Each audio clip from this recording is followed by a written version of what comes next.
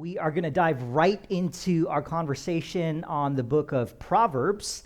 And so we are going to look at some various wise wisdom sayings from the book of Proverbs. If you've been with us, we've been journeying through Proverbs, and we've been learning how to walk wisely as we walk in God's wisdom.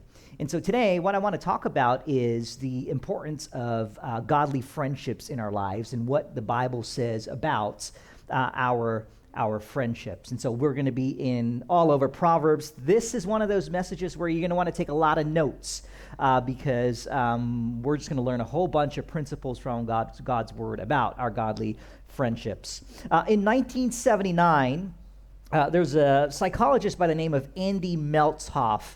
And he discovered something that would absolutely revolutionize the field of child and infant cognitive development. And so he was with a baby, and he stuck his tongue out at the baby. And to his surprise, the baby stuck her tongue back out at him. And it just changed. It opened like this field of cognitive development in the realm of infants that kind of changed the way we think about development. It was groundbreaking. And so he discovered, because of this episode, that imitative behavior amongst infants and babies begins as early as 42 minutes, is what he discovered.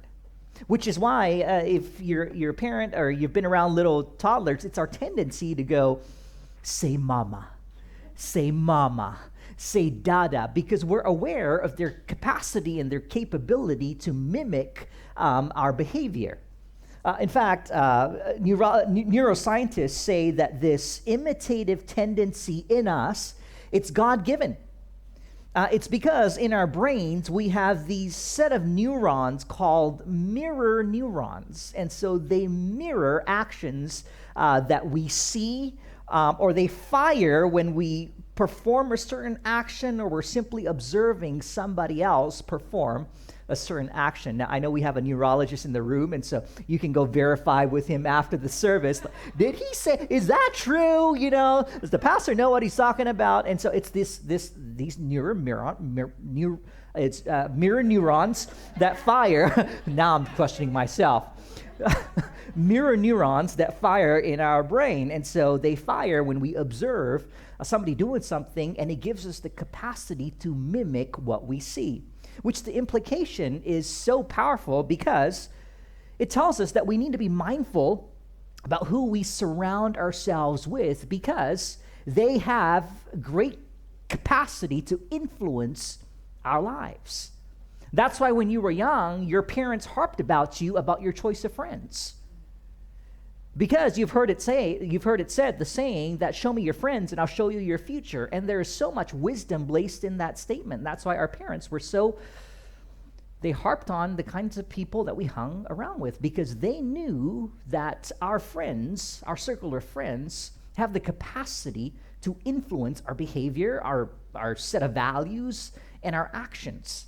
And so the Bible talks about how important who we surround ourselves with and our friendships are. In Proverbs 12, verse 26, here's what the writer says. He says, the righteous choose their friends carefully. The righteous choose their friends carefully, but the way of the wicked leads them astray.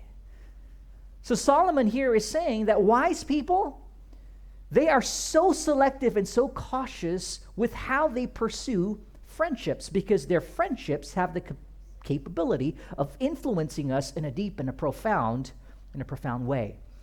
Some researchers tell us that we are the sum or the average of the 5 closest people in our lives. That's who we are.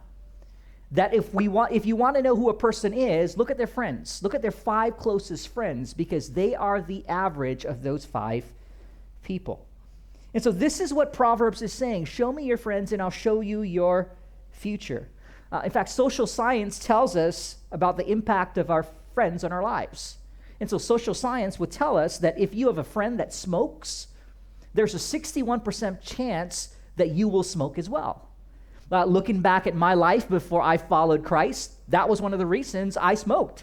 Not because I loved smoking, but because the people I hung out with, they just loved smoking. It was kind of a social thing that we all did when we gathered together until God really transformed my life. But social science tells us that. Social science also tells us that if your friends are the happy kind of friends, there is a high percentage and a high chance that you will also reflect that happiness in your lives. And so our theme verse for today is found in Proverbs 13, verse 20. Proverbs 13, verse 20 says this: "Whoever walks with the wise becomes wise." This is a proverb worth memorizing. Whoever walks with the wise becomes wise, but the companion of fools suffer harm. In fact, let's read this proverb together on the count of three. 1, 2, 3. Whoever walks with the wise becomes wise, but the companion of fools will suffer harm. So our friendships are so important, because if we walk with wise people, we will grow in wisdom, and if we walk with fools, we will suffer harm. And I think that is so true. Think about all the times in your life when you got in trouble. Who were you with? I can think about all the times I got in like big trouble in my life. And 99% of those instances, I was with a bunch of fools. And Proverbs rings true, because the companion of fools suffers harm. And in our day and age, when it comes to friendship, boy, we are just in need of friendship. In fact, society is at a deficit when it comes to friendships. We just don't have a lot of close friendships in our lives. Some 30 years ago, the average American had about 6 close friends. In our day and age, the average American has about 2 close friends. And so we've become increasingly lonely as a society. Some years ago in the UK, they did a study, and they discovered that 67% of Brits said that they experienced loneliness. And so this was such an epidemic in the UK that the Prime Minister of UK appointed a new cabinet member to tackle the problem of loneliness. And they called this person the Minister of Loneliness. That's a true thing, true story. Yeah, there is such a thing. All that to say is we have become increasingly more isolated and lonely, and we just need friendships, and the godly kind of friendships in our lives. And so the question is, if we're in need of friendships, we're wired for friendships because we're wired for community, that we're increasingly feeling alone, and God wants us to have the right kind of friends in our lives. The question is, who do we allow in our circle of friendships? I want to talk to us a little bit about the circle of friendships. I have a graphic for us on screen. And if you look at the graphic, you'll see you in the middle, that small circle right in the middle of those concentric circles. And really, when we think of our friendships, there are 3 classes or categories of friends that we have in our lives. Beginning with the outer circle is something I call our casual friends. Now, we have a lot of these. Everybody has a whole lot of casual friends. These might be your digital friends, your online friends, friends that you may or may not know intimately and personally. You might say these are your acquaintances. We have a whole bunch of these. Our interaction with these folks perhaps are limited. When it comes to the influence that we have on their lives and the influence that they have on our lives, these casual friends have really little influence on our lives, and vice versa. As we move closer into the circle, the second layer of friendships is what I like to call our close friends. Now, this pool is a lot smaller than our casual friends. We spend some time together with them. We know them more than just acquaintances, but they're not really our core friends. They're close friends. When it comes to the influence that we have on their lives and the influence that they have on our lives, there is some influence, but the influence is limited. Now, as we're talking about this, you can already begin to identify in your lives, who are my casual friends, who are my close friends? In fact, if you're still doing that, this is a great exercise for all of us to really evaluate which of our friends fit the concentric circles of friendships in our lives. And then the innermost layer of friendships is what I like to call our core friends. And really, when it comes to our core friends, there's only 3 to 5 of those that a person could really have. These are like our ride or die. These are like our friends who really know us, the good, the bad, and the ugly. We spend a whole lot of time with this group of friends. Your kids might have grown up together. These might be your vacation friends. Like when you go on vacation, you go on vacation together.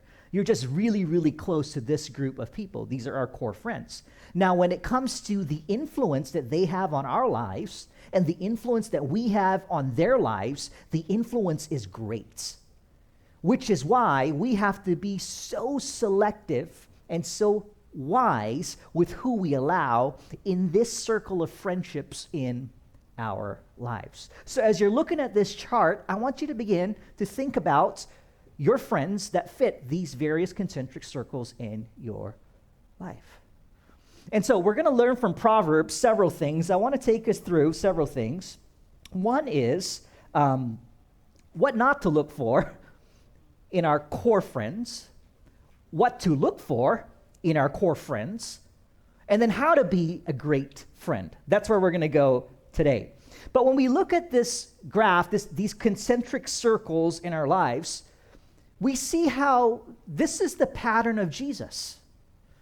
Because Jesus, when it came to his friends and friendships and relationships, he also had these concentric circles. Now we know that Jesus loved everybody. That everybody that Jesus encountered, Jesus loved deeply. He was moved by compassion when he saw the masses. And so we know that Jesus loved everybody. We know that Jesus fed 5,000. But Jesus trained 120 people. He discipled 12 guys, but he only mentored 3. Let me say that again. Concentric circles. Jesus loved everybody.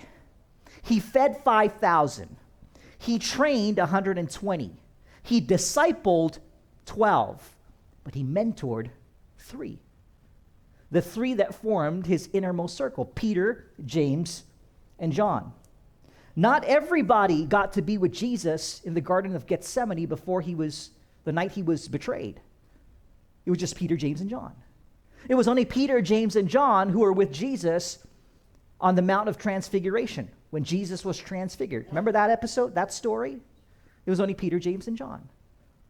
It was only Peter, James, and John got to witness Jesus healing Peter's mother-in-law. In other words, Jesus spent the most time with those 3 guys, and those 3 guys would go on and they would carry the heaviest burden of leading the church when Jesus rose and ascended back to the Father.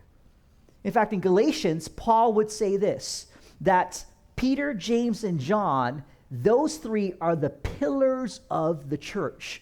And Jesus spent the most time with them. They represented the core friends of Jesus. So important. And so our homework is to evaluate who is in our core and should they be in our core. And so if you're taking notes, here are a few things to not look for when it comes to our closest friends. Now, this is not an exhaustive list. This is just a partial list. And you'll find this from the Proverbs, because Proverbs, believe it or not, has a lot to say about friends and friendship. So here's what not to look for in our closest friends. The first thing that we don't look for is people or persons who like to argue. You know one of those? It's like they just live for an argument. It's like they just love to argue. It's like, point me in the direction of conflict, and they run towards conflict. They just love to argue. It's like arguing just raises their endorphins, and they just love arguments. Proverbs chapter 20, verse 3 puts it this way. It says, avoiding a fight is a mark of honor. Boy, that's wisdom. Avoiding a fight is a mark of honor. Only fools insist on quarreling. In this verse, Proverbs gives us a tip when it comes to arguments. Proverbs says, wise people, when they sense an argument on the horizon, they stay away. They run out of the building. They don't engage. They don't run towards the fire. They stay away. And so that's a tip. What would it look like for you? Like as you go into an environment where you're sensing there's conflict and an environment is on the horizon, what would it look like for you to just, I'm going to stay out of it? Because wise people, they don't run towards a quarrel. They do everything in their power to avoid and stay out of an argument. So what not to look for in our core closest friends? Number one is people who like to argue. Number two, thing to not look for is people who gossip. Gossip.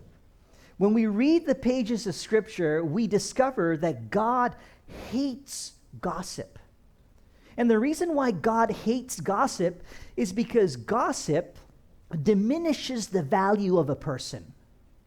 And in God's eyes, everybody is created in the image of God. And because they're created in the image of God, they are incredibly valuable. They carry both inherent and intrinsic value, not because of what they've done, but because of who they were created by. And so every time we gossip, we are tearing down and we are diminishing the image of God in a person. That's why God hates gossip. Now, what is gossip? Gossip is when we share demeaning information about a person and we're not part of the problem or the solution. That's gossip. Let me say that again. Gossip is when we share damaging information about a person when we're neither part of the problem or we're part of the solution.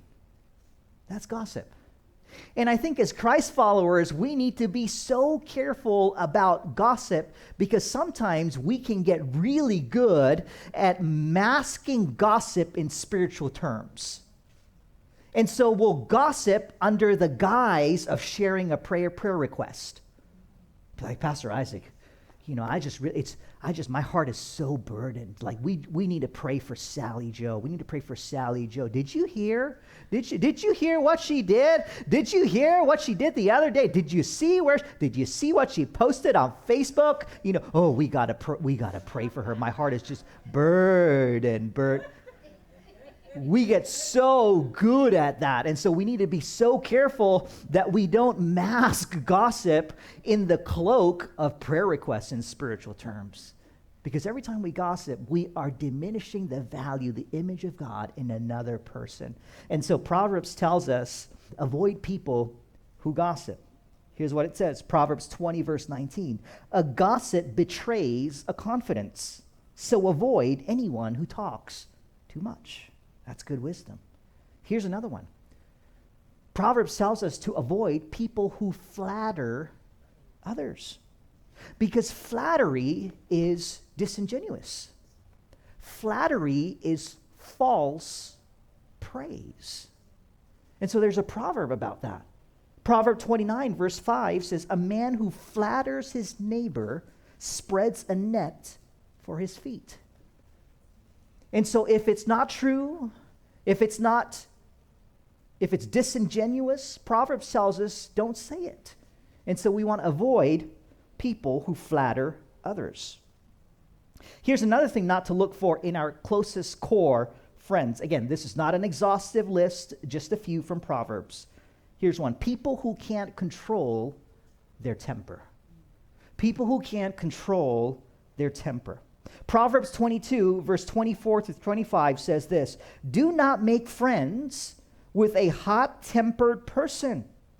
Do not associate with one easily angered, or you may learn their ways and get yourself ensnared.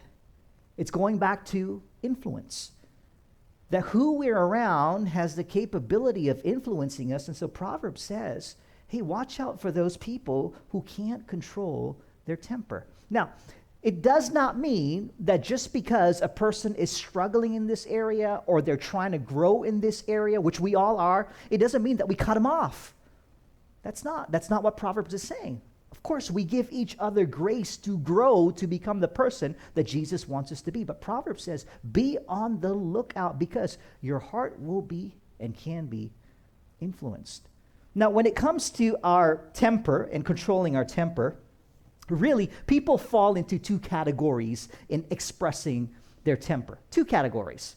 They could be turtles or they could be turtles or skunks when it comes to expressing their temper.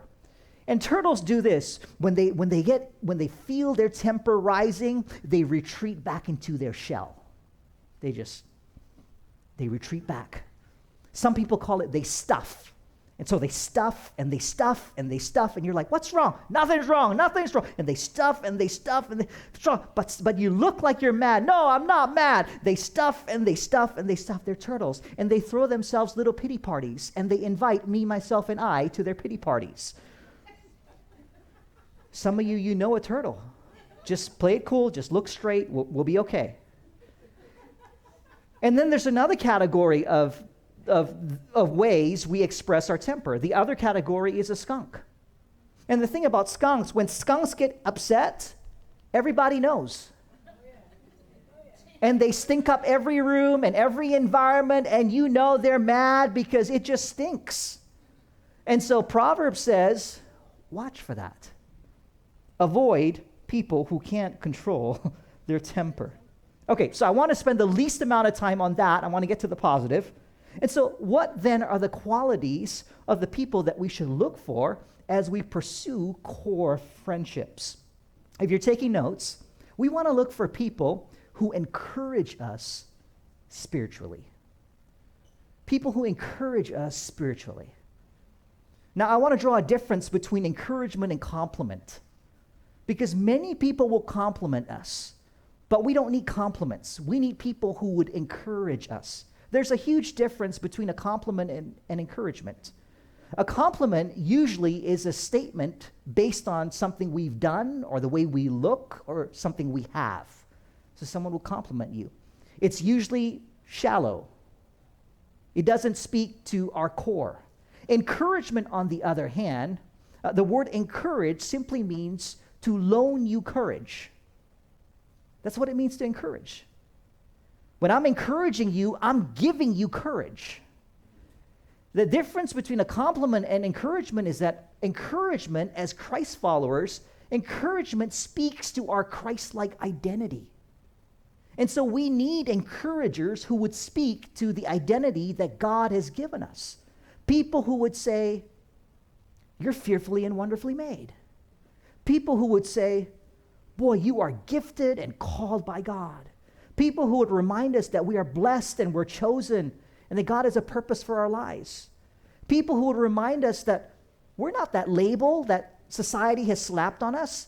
We're a masterpiece created by God before the foundations of the earth to do good works. People who would remind us that God has not given us a spirit of fear, but of power and of love and a sound mind. That's the difference between a compliment and encouragement. Encouragement speaks to our identity and it speaks to our soul. And so we need people who will encourage us spiritually. One pastor talks about the difference between compliments and encouragement. And he says, you treat a compliment like the way you chew bubble gum. You chew it, but you never swallow it. You enjoy it, but then you spit it out.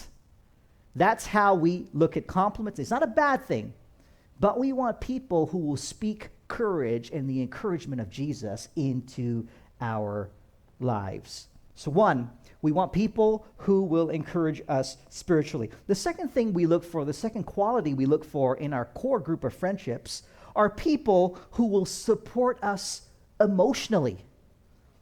These are people who will walk with us in the hard times, in the good times, in the mountaintop experiences, in the valleys of life, because life is filled with mountaintops and valleys. We go through some great times and we go through some hardships in life. And so we want people who will support us emotionally through the seasons of life. Proverbs 17, verse 17 says it like this: a friend loves at all times, and a brother is born for adversity.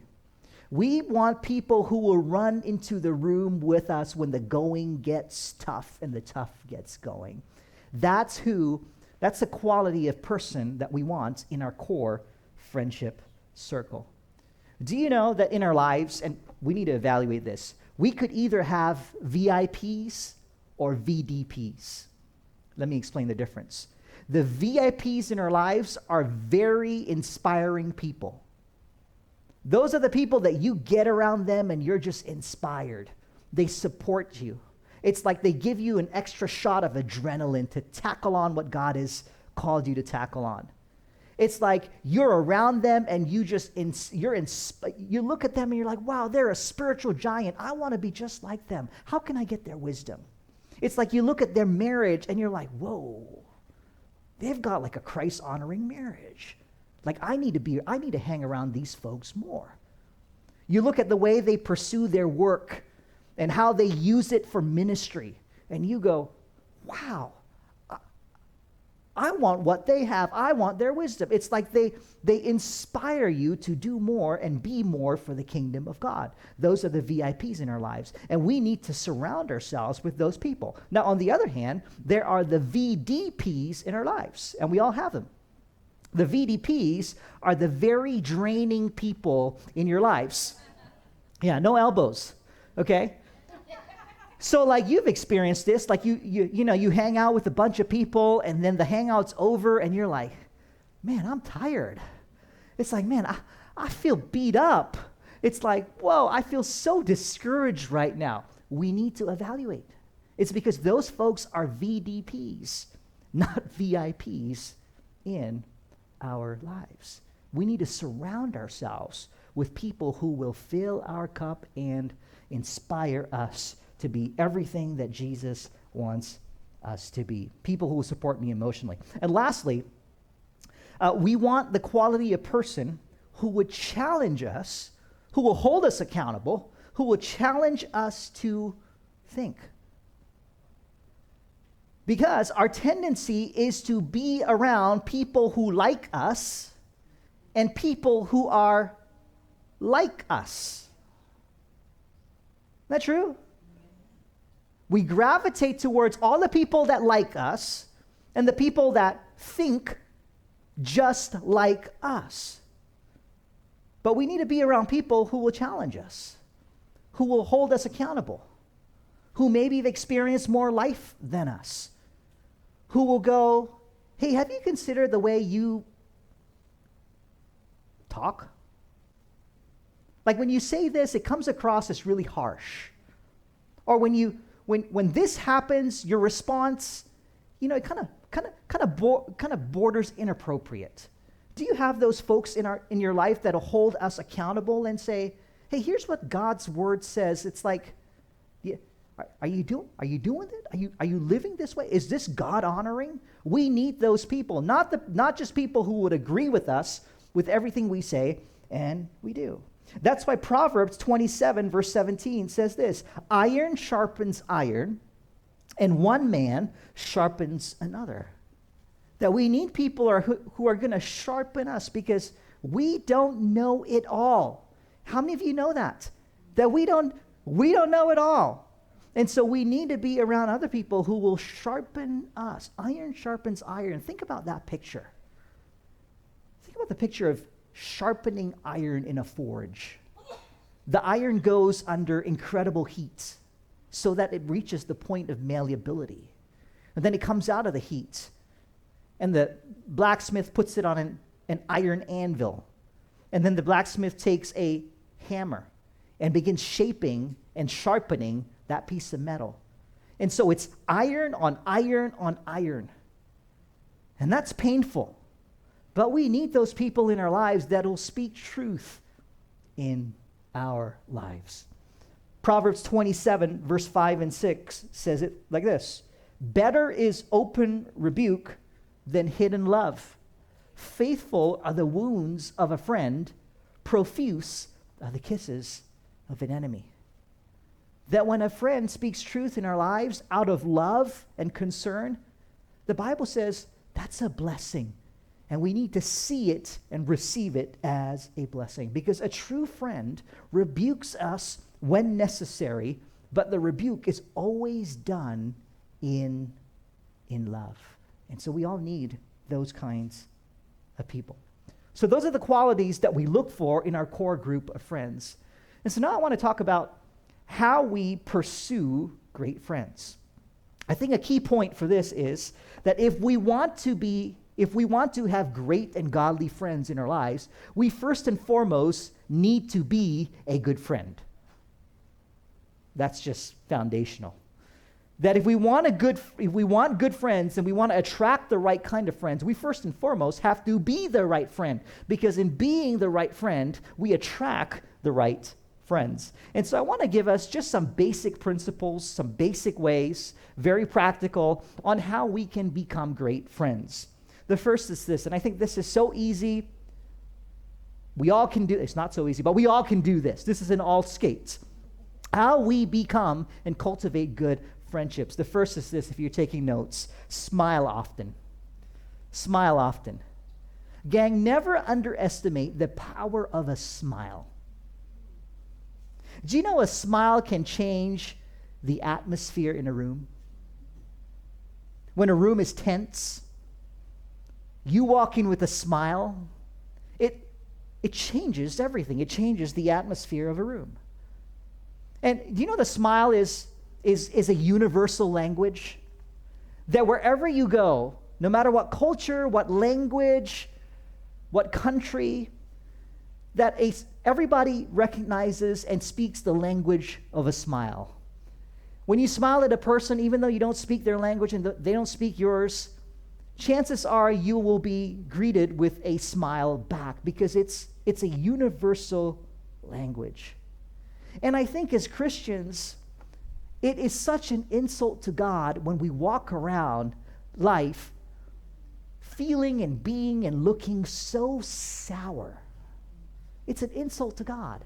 I think Jesus people should be the most joyful, happiest, smiley people around. Why? Because we have the hope of Jesus. We know where we're going. We know that everything is going to be okay. That's why Paul says in Philippians, which is the epistle of joy, which is so ironic because he writes it in prison. He says, "Rejoice in the Lord always, and again I say, rejoice." And that word rejoice is in the imperative, meaning it's a command. He says, "Rejoice. I command you to rejoice." We should be some of the most joyful people around. And yet oftentimes we walk around so sour, like we've been baptized in vinegar. And some of us are like, "No, Pastor Isaac, I have the joy of the Lord. I know where I'm going. I know Jesus died for me. I know I have the hope of eternity. I know God is sitting on the throne," you know. But then I would encourage you need to tell your face that. Just notify your face about what you believe in your hearts. We should be the most joyful people around. You know, it takes 7 muscles to smile and about 30 some to frown. You're spending more energy frowning than you are smiling. We need to have the joy of the Lord. Some of us, let's get really practical. Every morning you need to wake up and you need to practice smiling. Like you exercise your body, you exercise smiling. And so look in the mirror and just practice smiling. You know, some days on the way to church, I have to practice smiling. And so I'd be in the car, you know, driving, and like I look in the mirror and I just practice smiling so that when I get here, I'm ready to smile to all of you. Yeah. We need to practice smiling. So smile often. Proverbs 15 verse 30 says this: "A cheerful look brings joy to the heart." Listen to what it says. It says, when you smile, it'll make your heart joyful. We tend to think the opposite. We tend to think if my heart is joyful, then I will smile. Proverbs says no. If you want to make your heart happy, it begins with a cheerful look. And so smiling has great benefits because it'll make your heart joyful. I remember working when I was in seminary. I would work the graveyard shift. We would lock all the doors, close the seminary down. And my security partner, they called us security. It's like, whatever. It's like, I would pray for you before I taser you. It's like, we're not security, It's like, anyways. And so, partner that I worked with, I learned so much from him because you could never get a negative response out of him. Just never. He always had a verse and a positive way of looking at things. And so I remember one evening, graveyard shift, we're closing everything down, and, we get a call from our supervisor, our boss. And we must have done something, I can't remember what, but our boss was just mad and kind of was mad at both of us. And so I remember feeling so discouraged, hanging up the phone and just wanting to say something negative. And I'll never forget, he just had the most positive things to say, and he would say, you know what, at least we have a job.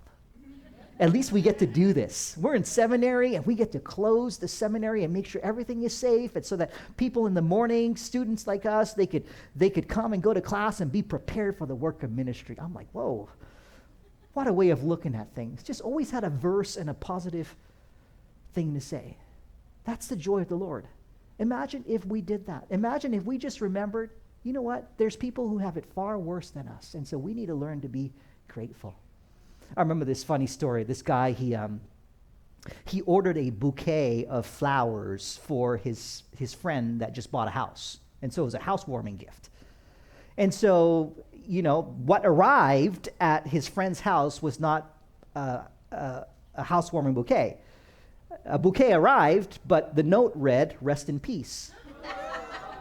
And so he was so mad. He went to the florist and he said, how could you do this? It's like, I ordered a bouquet of flowers and it should have read, welcome to your new home. But how could you send a death bouquet to my friend?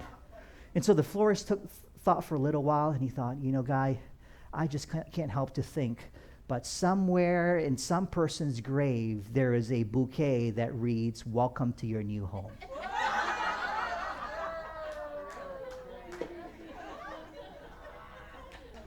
Someone always has it worse.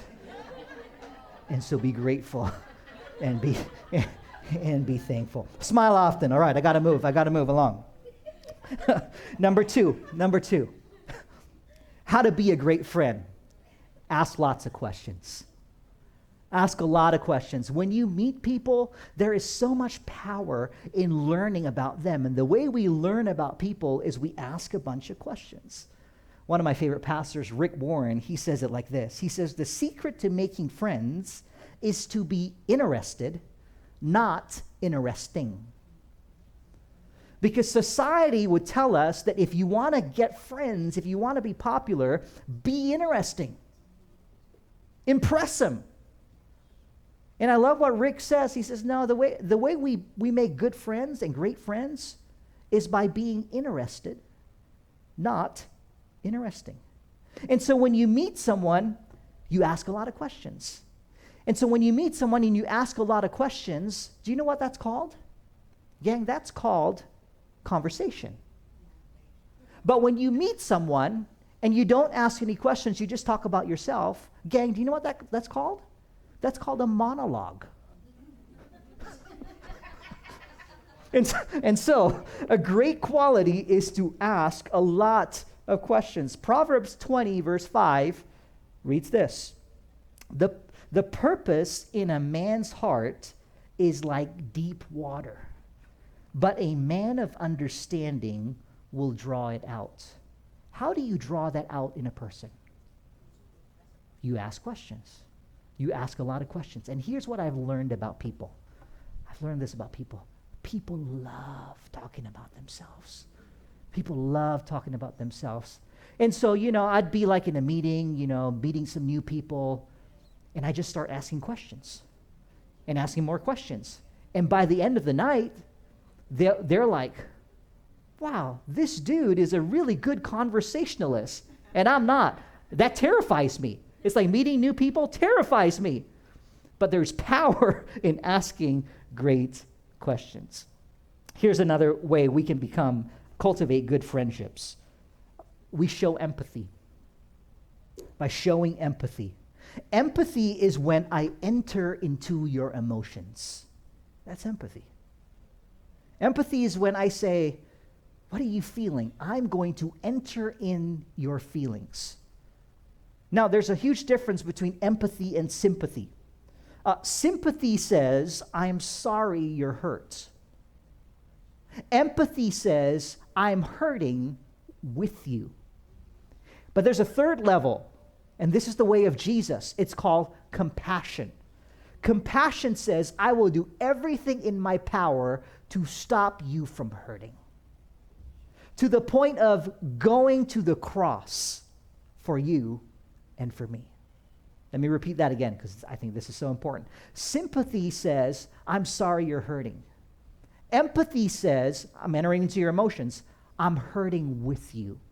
Compassion says, I'm going to do everything in my power to stop you from hurting. And that is the way of Jesus.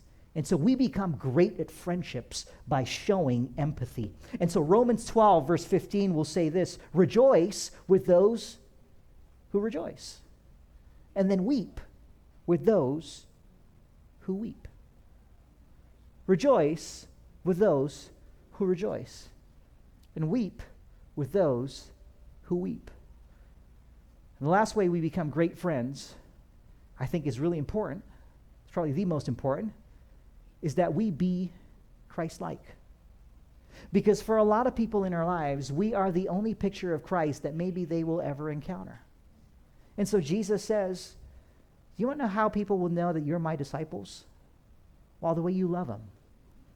The way you love them will be a demonstration and a message that you are my disciple. This is how the world will know that you are my disciples, if you love one another. And so be Christ-like in the way you talk, the way you interact, your values, the way you approach your job, the way you interact with people, the way you treat people.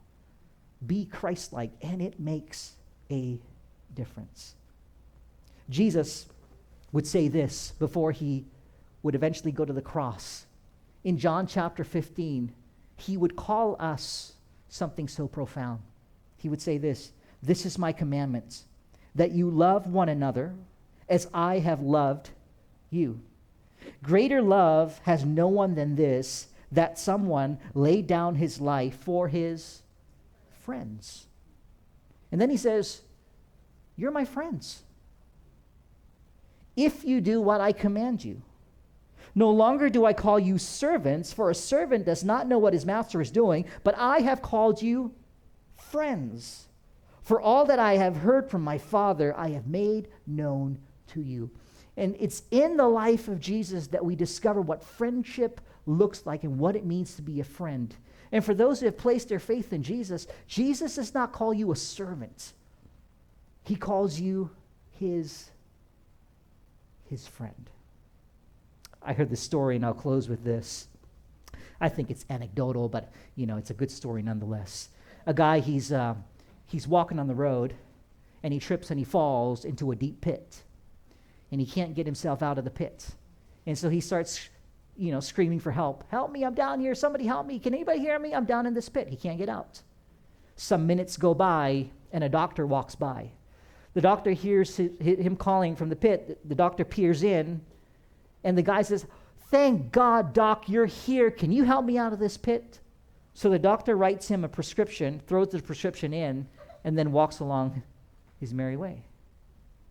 Some minutes go by. A pastor comes by. The pastor hears this poor guy calling for help in the pit. Pastor looks in. He says, oh, Pastor Reverend, I'm so glad that you're here. Can you please help me get out of the pit? The pastor says a prayer for him and then goes on his merry way. Finally, the guy, after a few minutes, he's crying out for help. His buddy comes by, his buddy Joe.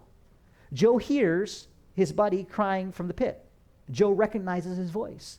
And so Joe peers in and says, hey, what you doing there?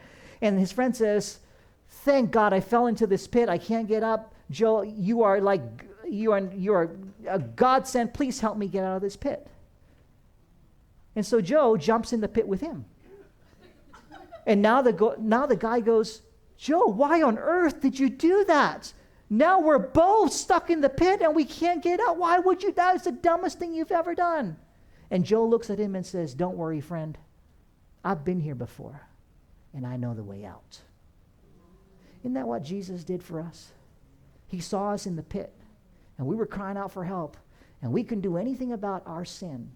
In fact, we could never pay the price and the penalty of our sin, even on our best days.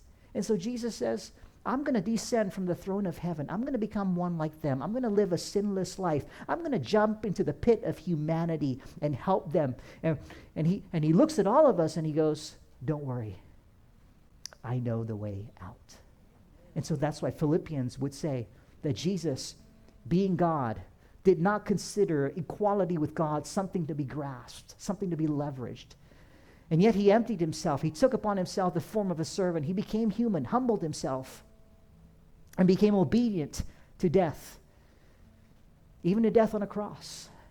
Therefore God exalted him and gave him a name that is above every name, that at the sound of that name every knee on heaven, on earth, and beneath the earth will bow, and every tongue will confess that Jesus is Lord, to the glory of the Father.